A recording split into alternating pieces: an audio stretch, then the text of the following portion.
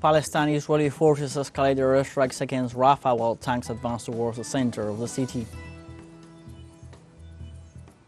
In Mexico, the candidates for the presidency close their respective campaign activities as the federal election date approaches. And in South Africa, citizens went to the polls in Sunday's general elections. More than 27 million South Africans were called to decide the future of the nation. Hello, welcome to From the South. I'm Luis Alberto Matos from the teleSUR studios in Havana, Cuba. We begin with the news.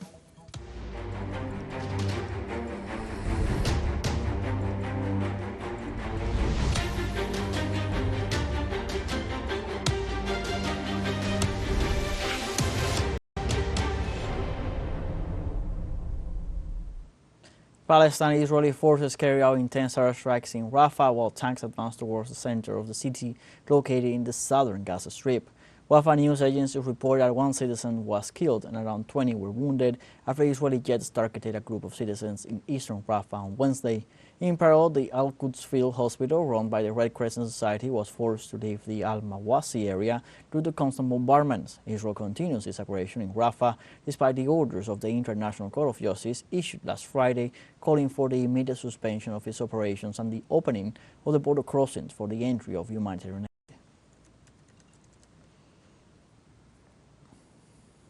Palestinian families are devastated by a new Israeli attack on the Gaza Strip. Where are you, dear Sana? Where are you, Fatima? Where is Ammar, Ashraf? Where did you go? Where are you all? What happened, Pilgrim? There was an attack. We ran to the tent to see. We couldn't count them up. There were 18 people. All her daughters perished. There were 4 of them. Palestinian citizens seek a safe haven after the unstoppable genocidal attacks by the Israeli occupying forces on the city of Rafah. What else do they want from us? Didn't they get tired? Weren't they fed up? What did they get from all of this? My God, what did they get from what they did to us? You were looking for a safe place. Was a safe area here? What did I come for? I will have gone with them. Now I am mourning my parents. It have been more worthy for me to go with my family. But they said Rafah was safe. What can you tell people about it? They sent us to Al-Nusrat. We went there. Then they sent us to Deh. We also went there. Then to Rafah. We're looking for safety. That is what did we get when we move around looking for safety. And it's not easy to move when they send you to evacuate from one place to another. To have to carry your tent and move from one place to another, it exhausts you a lot. It is pure suffering. For God's sakes, we are exhausted. What's your message to the world? I wish their hearts suffer as much as they made us suffer. More nations are condemning the massacre perpetrated by the Israeli regime in the city of Rafah, one of the numerous genocidal actions of the Zionist regime against the Palestinian people. In this sense, the government of Saudi Arabia held the Israeli authorities responsible for the humanitarian crisis being experienced by the Palestinian people in Rafah and in all the occupied Palestinian territories. For its part, Algeria, from the United Nations organizations, joins the condemnation of the Israeli genocide by announcing that it will submit a draft resolution to the Security Council on Gaza to stop the massacre in Rafah.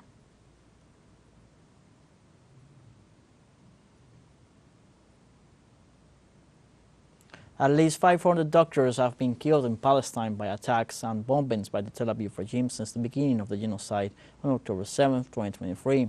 The Gaza Health Ministry confirmed the death of medical personnel and some 138 nurses as a result of the Israeli bombardment of the Gaza Strip to date.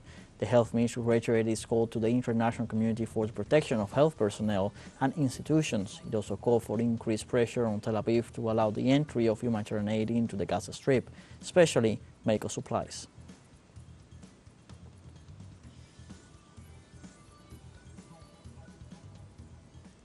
A journalistic investigation revealed that Israel conducted an espionage operation against the International Criminal Court.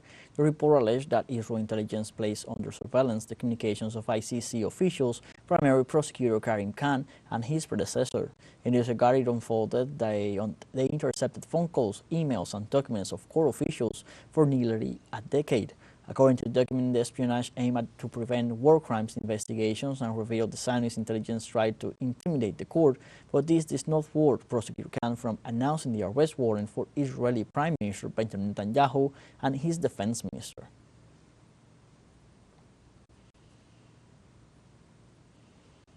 Meanwhile, in Spain, the Prime Minister Pedro Sánchez met with the President of Palestine, Mohammed Mustafa, and other foreign ministers of Arab countries. The encounter took place a day after the Council of Ministers approved the recognition of Palestine as a state. From Madrid, our correspondent Álvaro Fragua provides us the details. Very good morning and a warm greeting to all the audience of teleSUR.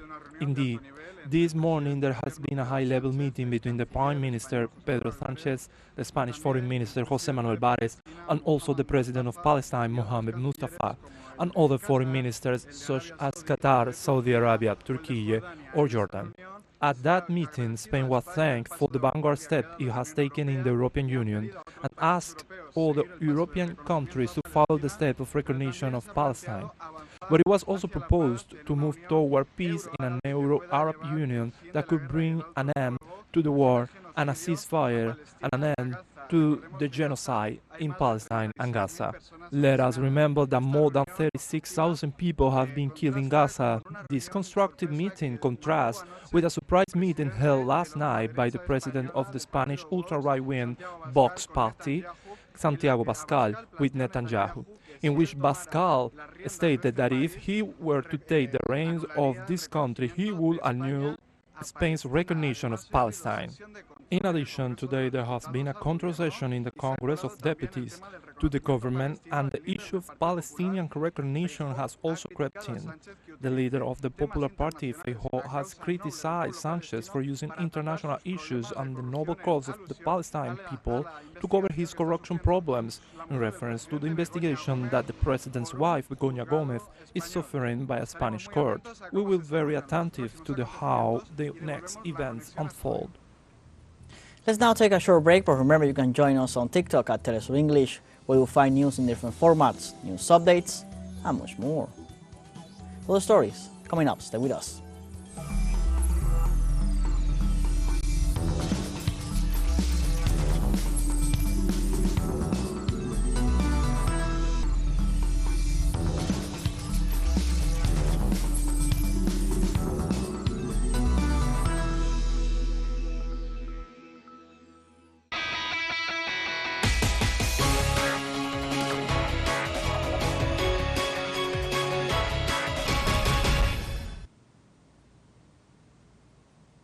Welcome back.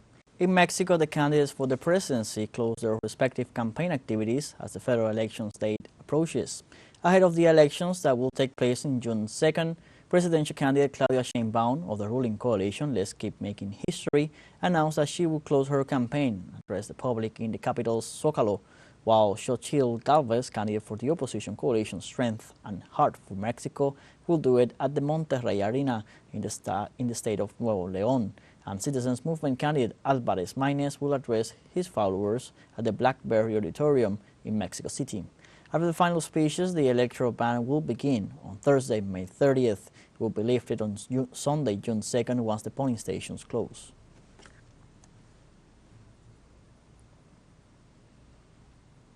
The President of Mexico, Andrés Manuel López Obrador, said in his morning press conference that the Mexican people are prepared to hold peaceful and calm presidential elections. The people of Mexico are very aware, they are very awake, and that is why we are resisting all the barrage, the dirty war. We are just days away from the elections. We will only be here tomorrow, and on Sunday the elections are coming. And by night we will know. And the elections will be calm, peaceful. And we are going to give Mexicans again a showcase of great responsibility. It's going to be an example, nothing of the Mexico of frauds. That is a thing of the past. The head of state also said that Mexicans abroad will be able to vote in the country's consulates and will have the assistance of officials from the National Electoral Institute.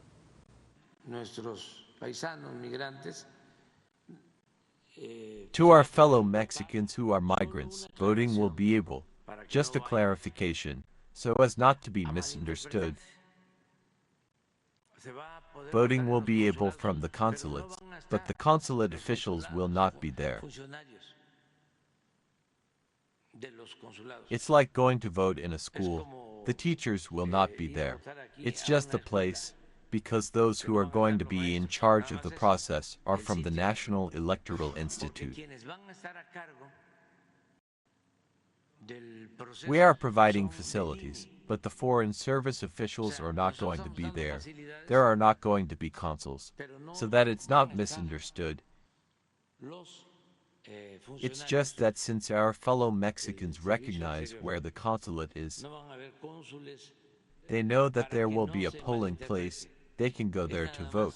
But those who will be in charge of the process are officials of the National Electoral Institute. The government, and in this case the Foreign Service, have nothing to do with it. In Venezuela, the National Electoral Council decided to revoke the invitation extended to the European Union as international observer in the July presidential elections, after the organization ratified the sanctions against the country. The CNE reminded that the country has been the object of indiscriminate robbery of companies and condemned the theft of resources such as gold, which have not yet been returned under the complicity of international organizations.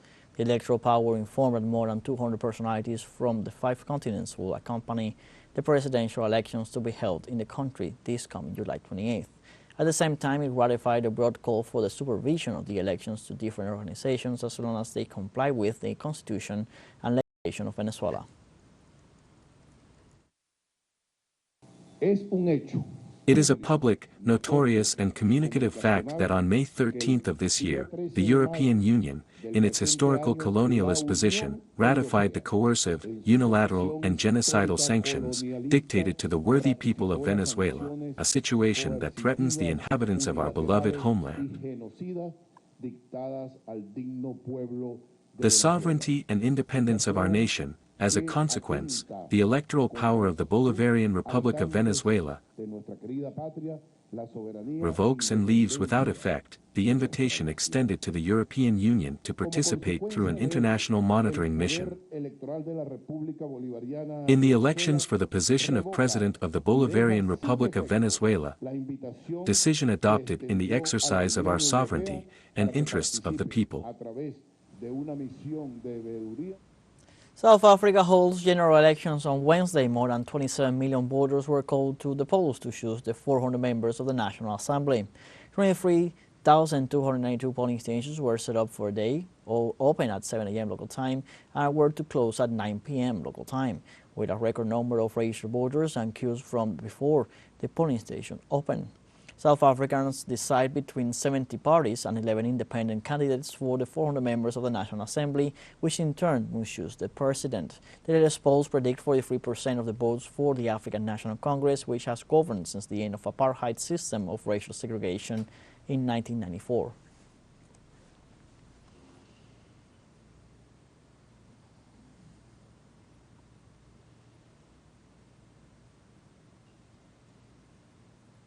After casting his vote in Soweto, South African President Cyril Ramaphosa said the people will once again stand behind the African National Congress. This is the day when South Africa decides on the future of our country, who should lead the government of South Africa.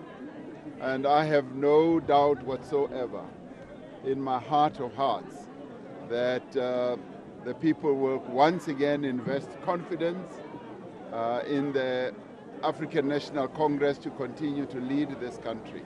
For his part, opposition candidate John Steenhuisen predicted that no party would obtain an absolute majority. Well, of course, you're going to go into an election for second place, but I'm also mindful of the fact that no party in this election will receive an outright majority. And for the first time in 30 years, there's an opportunity for change in South Africa at a government level. Every other election before this, it has been a foregone conclusion that the ANC was going to win. It was always about just how much. This election, all bets are off. And so we're heading into coalition country after this election. It won't be the same as it's been over the last 30 years. And I think that should excite Democrats all over the country and certainly those who value democracy all over the world. Also in Madagascar, more than 12 million people are called to the polls for parliamentary elections. The polling centers opened their doors at 7 o'clock in the morning local time, and no incidents were reported so far. The National Electoral Commission summoned the African Union and member countries of the Southern African Development Community to proceed as observers during the elections. In addition, the country has already experienced a presidential election where Andry Rajoelina won and in which 13 candidates competed for the executive chair.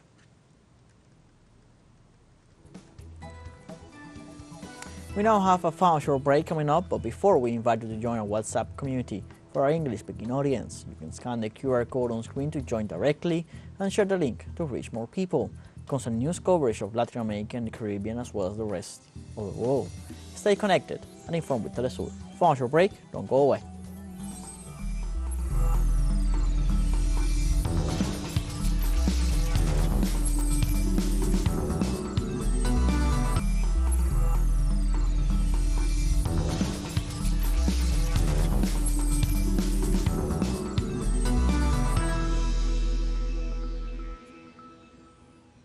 Welcome back.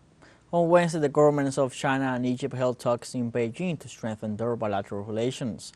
Egyptian President Abdel Fattah al-Sisi arrived on Wednesday in Beijing at the invitation of Chinese President Xi Jinping to attend meetings with senior Chinese leaders and to hold the opening session of the 10th Ministerial Meeting of the Forum for Arab-Chinese Cooperation on May 30th.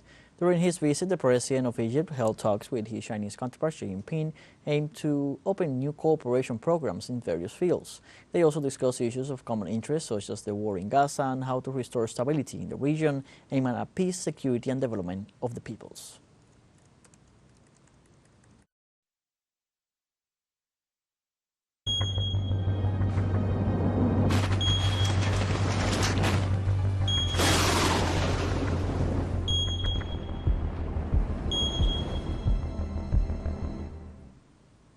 In Brazil, the government will announce the largest package of measures to combat climate disasters for residents of Rio Grande do Sul. Authorities state that the measures will be implemented to help with the reconstruction of the state. Previously, the federal government announced the delivery of monetary aid for the more than 44,000 families that lost their properties due to the floods. In this sense, persistent rains and south winds continue to cause an important increase in the region's water levels.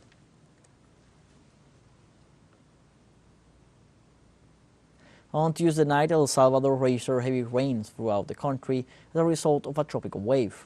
teleSUR correspondent Hugo Presa reported that heavy rain caused a series of floods, downed streets, landslides, road accidents, and damage to homes and buildings. Presa also stated that the storm caused damage to the Gran Villa shopping center. In this regard, the Ministry of Environment and Natural Resources assured that the minimum and maximum temperatures would not suffer major changes on Wednesday.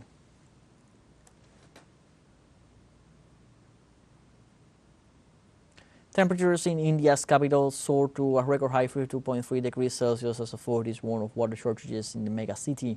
The Weather Bureau said the temperatures were 12 degrees higher than expected. Forecasters predict similar temperatures Wednesday for the city of more than 30 million people, issuing a red alert warning notice for people to take care. Years of scientific research have found climate change is causing heat waves to become longer, more frequent, and more intense.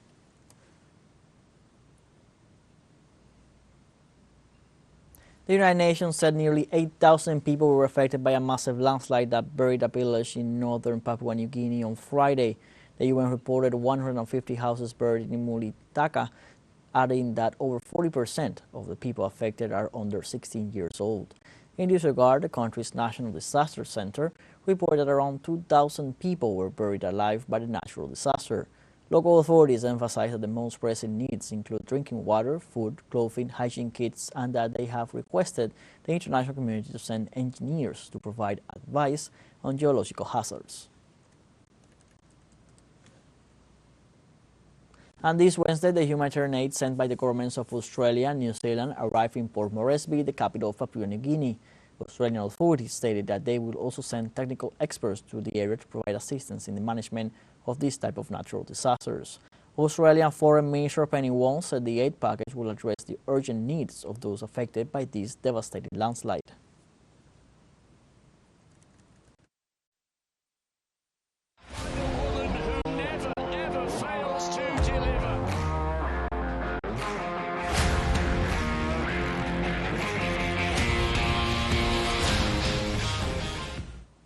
On Wednesday, Barcelona appointed former Bayern Munich and Germany boss Hansi Flick as coach on a deal which runs till June 2026. Flick, who led German giants Bayern to a historic sextuple of trophies in 2020, became the first coach ever to be sacked by the German national team in September 2023 after a string of bad results. The 59-year-old occasionally watched Barcelona matches this season from the presidential box and was linked with the job after Xavi said in January he would depart at the end of the campaign. Barcelona and Xavi decided jointly that he would stay for next season, but then club president Laporta changed his mind and sacked the former midfield great last week.